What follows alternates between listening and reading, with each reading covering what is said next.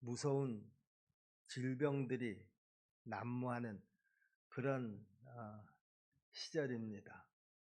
뭐 코로나로 몇 년을 우리가 긴장하고 또 곤고하게 지냈습니다마는요. 그러나 그 코로나에도 한 사람의 희생자도 없이 오늘 이 자리까지 오게 하신 것, 또 이런저런 질병들 가운데서도 우리 하나님께서 치료하시고 하나님이 치료하는 강선을 비추셔서 오늘 이 자리까지 오게 하신 것 또한 감사합니다.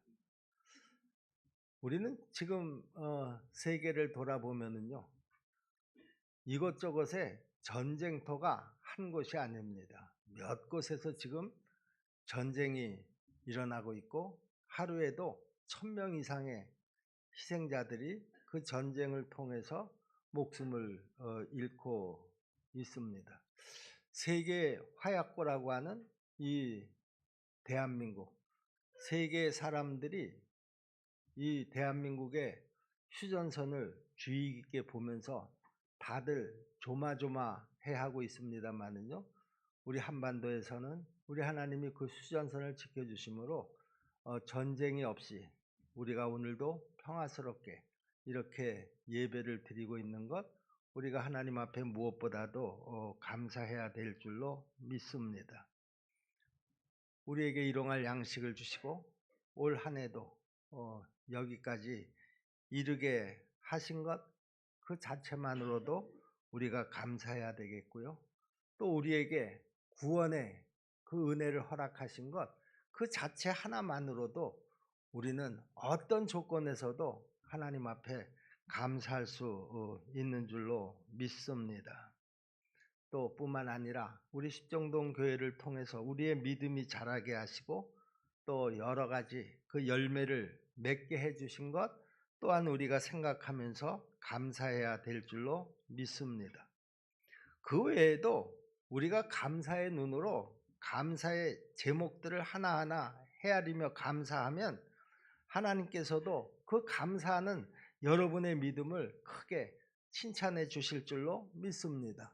오늘 이 시간 여러분의 그 감사한 마음이 하나님 앞에 크게 칭찬을 받고 위로받는 그런 시간이 될 수 있기를 다시 한번 축원합니다. 그렇지만 우리 중에는 이 2024년 어려운 일을 만난 사람들도 있습니다. 경제적으로 어려움을 만난 분들도 있고요. 또 건강상의 어려움을 만난 분들도 있습니다. 아직도 그 어려움에서 완전히 벗어나지 못한 사람들도 있습니다. 지금도 그 고난의 긴 터널을 지나가고 계시는 분들도 있습니다. 그렇다고 하면 이런 분들은 어떻게 하나님 앞에 감사해야지 될까?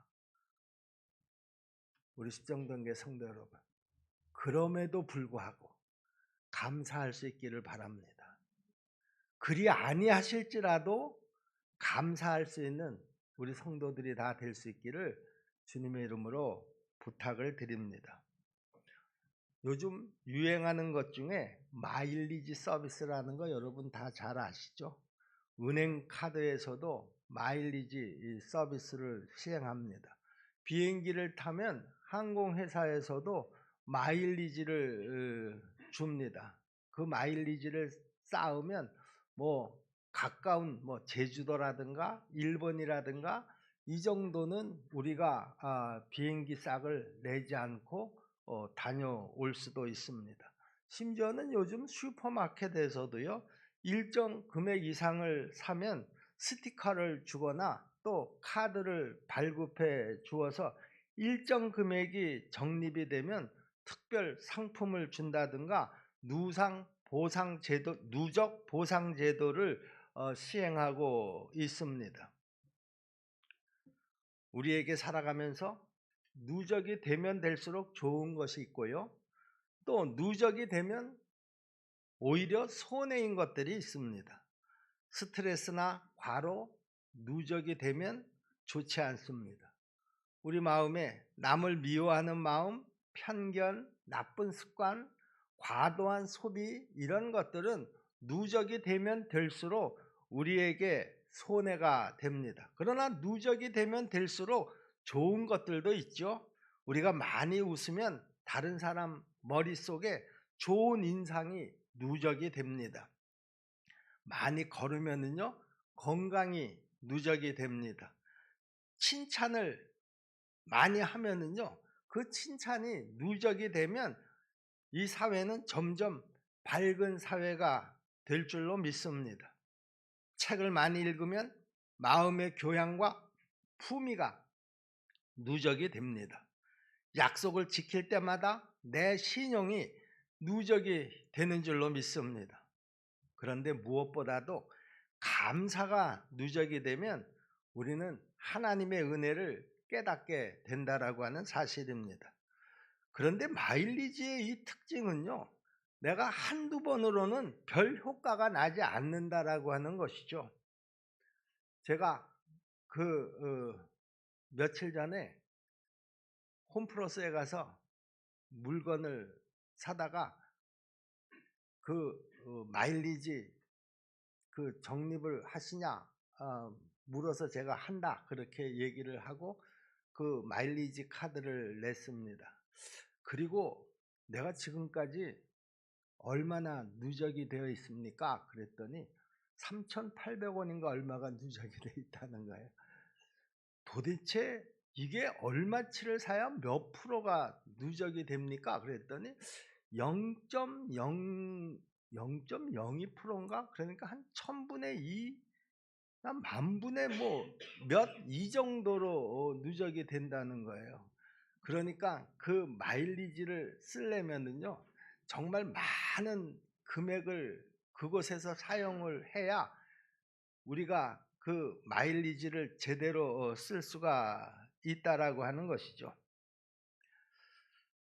우리 십정동계 성도 여러분, 은행카드 또 아니면 그 대형 슈퍼마켓, 항공사 마일리지, 그런 마일리지는 내가 지금 얼마나 쌓였나 궁금해 하면서도요, 여러분 하나님 앞에 그 감사의 마일리지 카드에는 얼마만큼이 포인트가 쌓여 있는지 별 관심도 없이 혹시 지내시지는 않는가 싶습니다.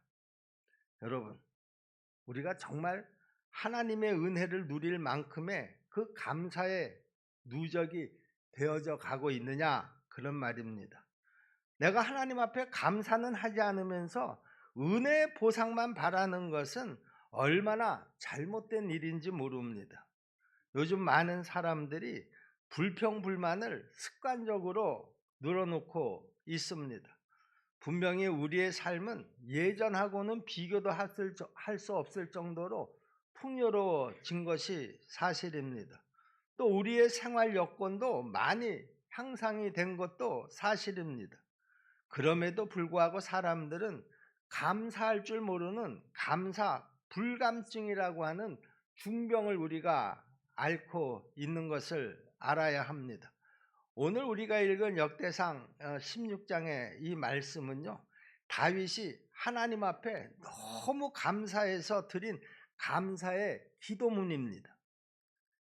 이스라엘의 언약궤 속에는요, 아론의 쌍난 지팡이와 십계명 돌비와 만나가 들어 있습니다. 거기에는 하나님의 신적 권위가 있었기 때문에 이스라엘 백성들에게는 그 언약궤가 최고의 귀한 보물과도 같은 것입니다. 그런데 사울 왕 때에는 이 언약궤가 70년 동안이나 그냥 변방에 그대로 방치가 되어 있었는데요. 그래서 다윗이 왕이 되면서 제일 먼저 한 작업이 이 언약궤를 예루살렘으로 옮겨 놓는 그런 일이었습니다.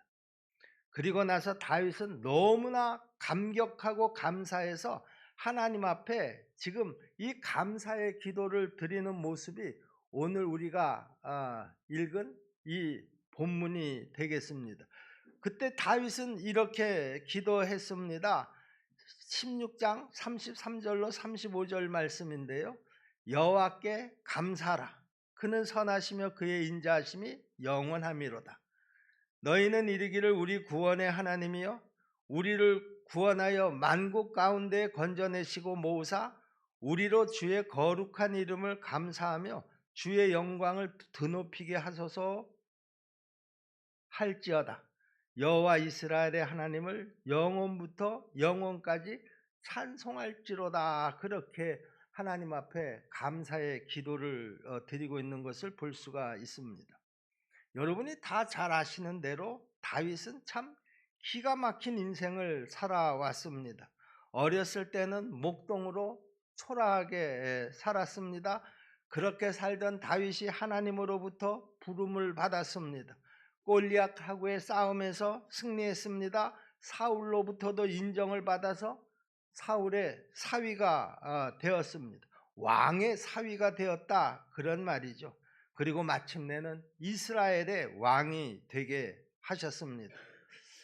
지나간 시간들을 생각하면 참 기적 같은 인생을 살아왔다. 아마 다윗은 그렇게 생각이 되었을 것입니다. 그래서 오늘 이 하나님의 언약궤를 예루살렘에 안치시켜 놓고 나서 이 감격의 감사 기도를 드리고 있는 것입니다. 여러분, 그런데요, 우리가 이 감사하는 마음은요, 아무나 할 수 있는 것이 아니라는 것입니다. 10명의 나병 환자들이 예수님으로부터 치유함을 받았습니다. 그런데 예수님에게 돌아와서 감사를 표시했던 사람은 사마리아 나병 환자 한 사람뿐이었습니다. 9명은 그냥 그 자기의 나병이 치료되고 난 후에 그 자체만으로 흥분이 되어서 그랬는지는 모르지만 예수님에게 감사할 것을 잃어버리고 가정으로 돌아갔습니다. 예수님께서 참 섭섭해 하셨던 것 같아요. 그래서 그 사마리아 그 나병 환자에게 나머지 9은 어디 갔느냐고 핀잔을 하시지 않았습니까? 9대1에 감사합니다. 10명이 감사할 조건에 있었음에도 하나님 앞에 감사한 사람은 한 사람뿐이었었다라고 하는 것이죠.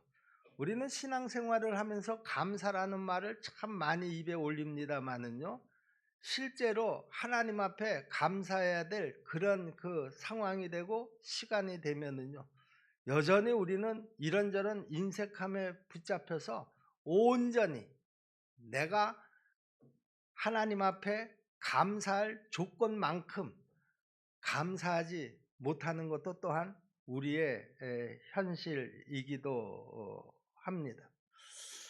자, 그러면 우리가 어떻게 온전한 감사, 100%의 감사를 할 수 있을까? 아마 저나 여러분들도 하나님 앞에 이 온전한 감사를 할 수 있기를 다 바라시리라, 그렇게 생각을 합니다. 오늘 이 시간에는 하나님이 정말 기뻐하실 만한 온전한 감사를 할 수 있는 방법이 뭐가 있을까? 어떻게 해야 그런 감사를 할 수가 있을까? 오늘 이 시간 같이 생각해 보는 시간을 갖도록 하겠습니다. 첫 번째는요, 하나님 앞에 온전한 감사를 할 수 있으려고 하면 먼저 내가 과거를 생각할 수 있는 사람이어야 한다, 그런 말입니다. 누구나 다 과거가 없는 사람은 아마 한 사람도 없습니다. 내 과거가 초라했든지 아니면 화려했든지 누구나 다 자신의 과거를 가지고 있습니다. 그리고 과거를 생각합니다. 그런데 내 자신의 과거에 대해서 내가 어떻게 생각하느냐 하는 것은 굉장히 중요합니다. 사람들은 대부분 지난날 가운데에서 아주 뼈 아팠었던 일, 억울했던 일, 서운했던 일, 그리고 배은망덕했던 사람들을 생각합니다.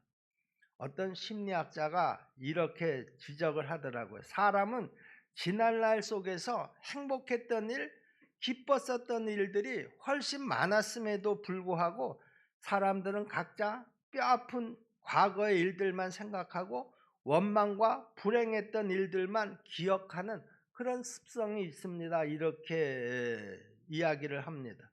이런 습성 때문에 과거를 잊지 못하고 과거에만 매달려 사는 사람들이 얼마나 많은지 모릅니다. 다윗은 자신의 과거를 생각하면 그야말로 뼈가 저렸을 것입니다. 자기는 정말 좋은 마음으로 그리고 좋은 마음을 가지고 있었음에도 불구하고 그 자기의 마음을 오해를 해서 자기의 장인인 사울이 자기를 아예 죽이겠다고 군사를 동원해서 그 뒤를 10년 이상이나 쫓았었던 일들이라든가 아니면 자기의 아들 압살롬이 그 자기의 충성스러운 부하들을 꼬드겨 가지고 그 다윗에게 반란을 일으키도록 그렇게 충동을 했었던 일, 그래서 그가 예루살렘을 버리고 그 피난길에 올랐었던 그런 일들, 그 피난길 속에서도 자기를 비난하고 자기에게 돌을 던졌던 그 한 사람 한 사람들을 기억하면 아마 절대로 용서하고 싶은 마음이 없었을 것입니다. 자, 그런데요, 다윗은요, 보통 사람이라고 하면 그런 아주 뼈저렸던 과거들을 생각하면서 속으로 분을 사귀지 못했을 것 같은데요, 그는 자기의 지나온 생의 순간순간마다 그런 어려움 가운데서도 그런 고난 가운데서도 하나님이 나와 함께 하셨습니다라고 하는 임마누엘의 하나님을 항상 기억했다라고 하는 것이죠. 그러니 자기 주변에서 일어나셨던 그 모든 일들 통해서 하나님의 섭리와 하나님의 뜻이 있었던 것을 기억하고 오히려 그 고난 속에서도 감격할 수가 있었던 것이죠. 그래서 그가 뭐라고 고백합니까? 고난이 나에게 유익이었습니다. 이렇게 고백할 수가 있었던 것입니다. 우리 십정동계 성도 여러분, 여러분의 과거도 한번 깊이 돌아볼 수 있기를 바랍니다. 그러면 누구나 다 이 다윗과 같은 감회에 젖을 수 있으리라고 분명히 믿습니다. 그래서 감사는 지난 날을 생각하는 사람들만이 느낄 수 있는 바로 축복의 마음이라는 것이죠. 두 번째는요, 현재를 생각할 수 있는 사람에게 이 감사가 주어진다라고 하는 사실입니다. 현재 우리들이 누릴 수 있는 가장 큰 축복의 삶은 뭡니까? 내가 지금 구원받아 그리스도 안에서 사는 삶이라는 것입니다. 다시 말하면 구원받은 삶이라는 것이죠. 오늘 나는 지금 주 안에서 살고 있습니다. 이것이 바로 하나님께서 나에게 베푸신 최고의 축복인 줄로 믿습니다. 우리가 이 사실을 생각하면 정말 감격할 일입니다. 여러분, 밀턴은요, 말년을 앞을 보지 못하고 생활을 했습니다. 여러분이 잘 아시는 에디슨도요, 말년에는 귀가 들리지를 않았습니다. 그럼에도 그들은 한결같이 감사하면서 살았다라고 하는 것이죠. 왜냐하면 자신들이 구원을 받고 보니까 그 청각장애, 시각장애 이런 것들은 전혀 문제가 아니었던 것입니다. 그렇게 감사하면서 살아가는 에디슨에게 하나님께서는 발명왕으로, 또 밀턴에게는 신락원이라고 하는 그 글을 쓴 위대한 작가로 우리 하나님께서 보상해 주신 줄로 믿습니다. 여러분, 이것이 감사하는 사람에게 주어지는 축복이고요, 또 하나님의 상급인 줄로 믿으시기를 바랍니다. 예전에 빌리그람 목사님이 전도 집회를 하러 다니는 곳이면 언제나 그 목사님을 따라다니면서 찬양도 하고 간증도 하는 우리 한국 출신의 시각 장애인의 성악가가 있었습니다. 아마 그 나이가 좀 60 이상 되신 분들은요, 그 빌리그람 목사님이 예전에 그 여의도 광장에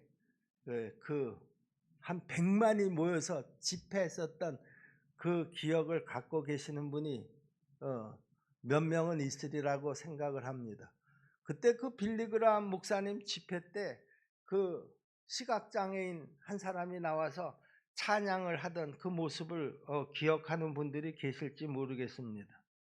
근데 그 시각장애인이 그때 이런 간증을 집회 장소에서 했습니다. 사람들은 시각장애인인 나를 인도해 줄 때 100m 앞에 무엇이 있다 이렇게 말을 하지 않습니다.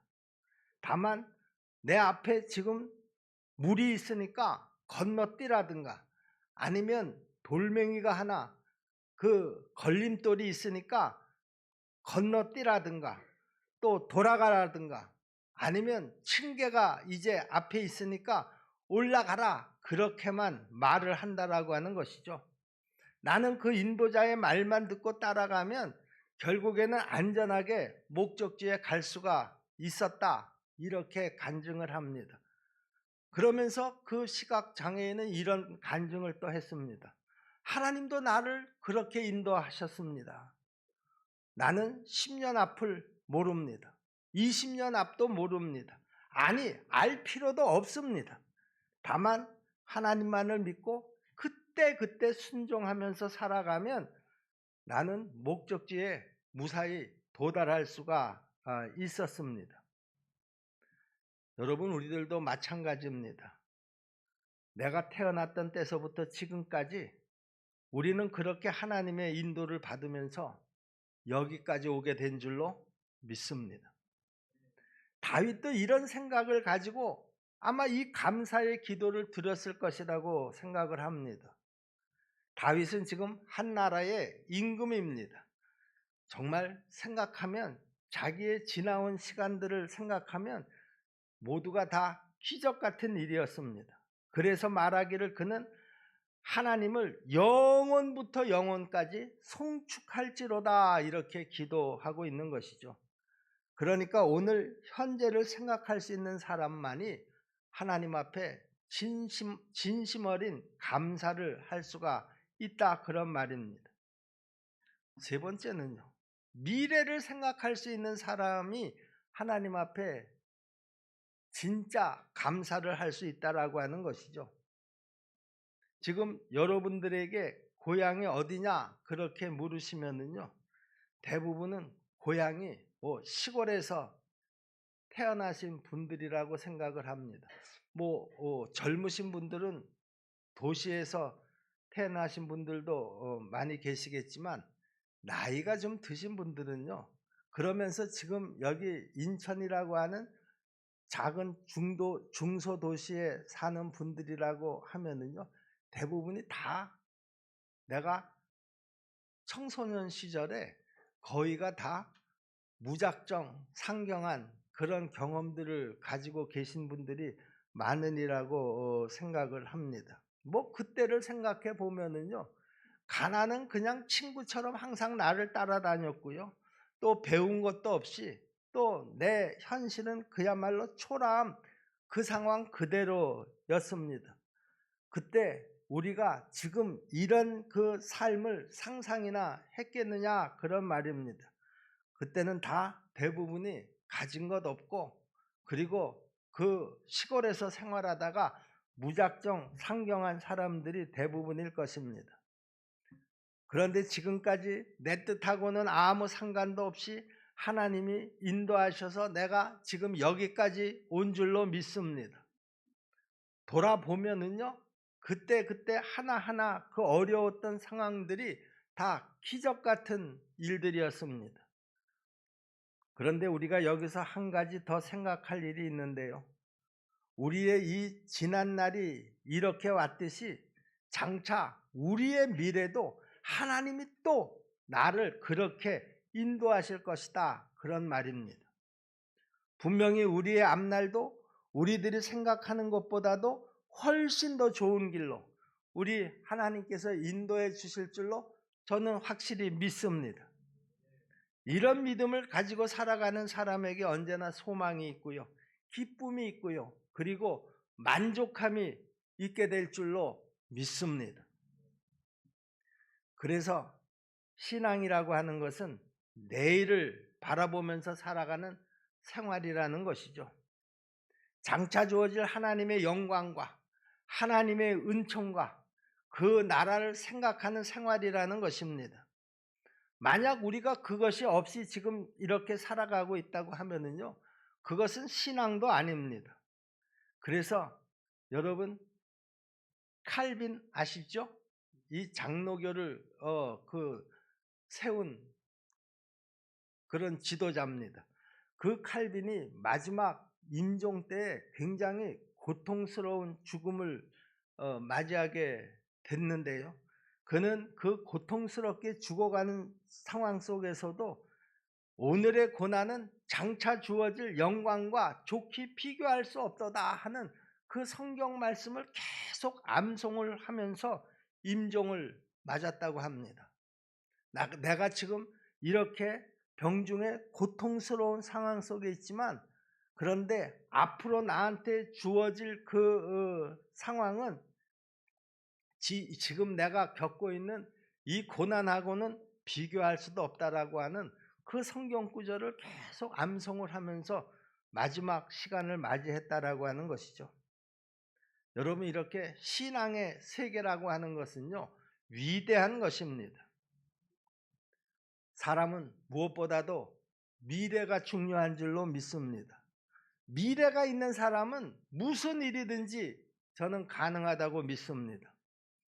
어떤 추장이 임종을 맞이하게 됐습니다. 아주 한겨울이었었는데요, 이제 자기가 그 죽음이 임박한 것을 안 이 추장은 자기의 뒤를 이을 후계작감 3명을 불러서 이렇게 말했습니다. 저 산 너머에 너희들이 나에게 주어야 되겠다라고 하는 선물 한 가지씩을 찾아서 가지고 오라, 이렇게 지시를 했습니다.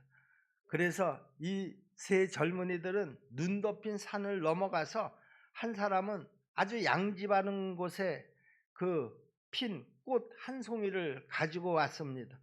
또 한 사람은 청초라고 하는 식물 한 포기를 가져왔습니다. 그런데 나머지 한 사람은 그냥 빈손으로 돌아왔습니다. 저마다 가지고 온 선물을 추장에게 드렸지만 빈손으로 돌아온 청년은 선물 대신 아주 의미가 있는 보고를 했습니다. 저도 저 산 너머에 가서 꽃도 보았고요, 또 풀도 보았습니다. 그런데 저는 그것보다 더 좋은 것을 보았습니다. 저 산 너머에는 넓은 들이 있고요, 또 넓은 강이 있습니다. 저는 저 산 너머에 넓은 강과 넓은 들을 보고 왔습니다. 그것이 바로 장차 우리 부족이 살아갈 수 있는 그런 장소라고 저는 생각을 했습니다.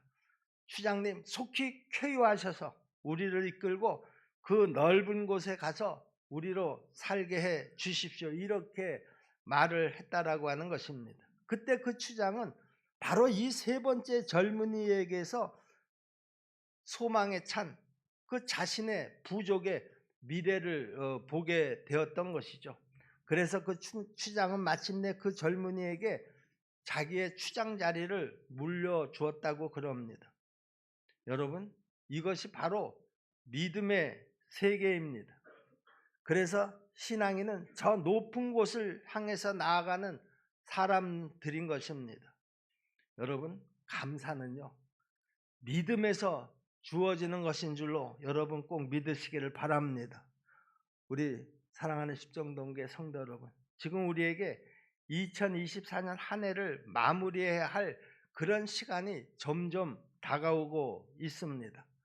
올 한 해를 감사로 매듭을 잘 지어서 마무리할 수 있게 되기를 주님의 이름으로 축원합니다. 다 하나님의 은혜입니다. 우리 모두가 다 이렇게 인정하고 하나님 앞에 감사하는 시간이 되기를 간절히 바랍니다. 여전히 하나님께서 나를 사랑하시고 또 나와 함께 하심을 믿고 감사하시기를 바랍니다. 우리 하나님은 세상 끝날까지 나와 함께 해주시겠다고 약속하셨습니다. 우리의 그 순간순간이 언제나 임마누엘의 하나님을 체험하면서 살아가는 그 시간들이 다 될 수 있기를 간절히 바랍니다. 그러면 앞으로의 모든 삶에 합력해서 선을 이루게 하시는 하나님의 역사가 우리 앞에 멋지게 펼쳐지게 될 줄로 믿습니다. 이런 축복이 저와 여러분 모두에게 함께 하기를 다시 한번 주님의 이름으로 축원합니다. 기도하겠습니다. 은혜로우신 아버지 하나님, 오늘은 우리에게 특별히 지나온 시간 속에 감사한 일들을 기억하고 점검하게 하시니 감사합니다. 우리를 향한 하나님의 생각은 재앙이 아니라 평안이요, 우리 장래에 소망을 주려는 것이라고 약속하신 아버지 하나님, 우리 모두 오늘 주신 말씀을 주의 깊게 들었습니다. 험난한 시간을 살아온 다윗은 고난 중에 하나님이 함께 하심으로 형통한 자가 되어서 범사에 축복하셨다고 기도하고 있습니다.